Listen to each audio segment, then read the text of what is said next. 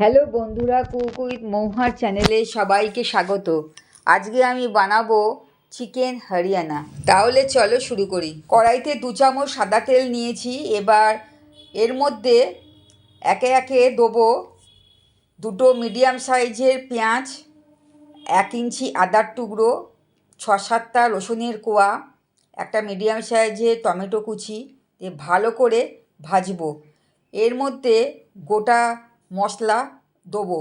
তার মধ্যে দেবো 1 চামচ সাদা তিল, 1 চামচ গোটা জিরে, 1 চামচ ধনে, 5-6টা গোলমরিচ আর 2টো ছোটো এলাচ। এবার ভালো করে সব আমি লাল করে ভাজবো। এবার ভাজার পর 2টো শুকনো লঙ্কা এর মধ্যে দিয়ে আমি মশলাটাকে মিক্সিতে পেস্ট করে নেব।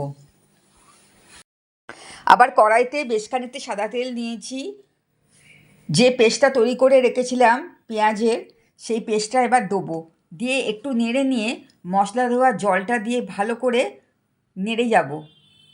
মশলাটা কিছুটা কষিয়ে নিয়েছি। এবার চিকেনটা এর মধ্যে দিয়ে ভালো করে কষিয়ে নেব 2 মিনিটের মতন। এবারে এর মধ্যে 1 চামচ কাশ্মীরি লঙ্কা গুঁড়ো, 100 গ্রাম ফ্যাটানো টক দই আর স্বাদ মতন নুন চিনি দিলাম। দিয়ে ভালো করে মশলাটাকে চিকেনের সাথে নেড়ে যাব যতক্ষণ না মশলা থেকে তেলটা ছাড়ছে। চিকেনটা ভালোভাবে কষিয়ে নিয়েছি। এবার পরিমাণ মতন জল দিলাম।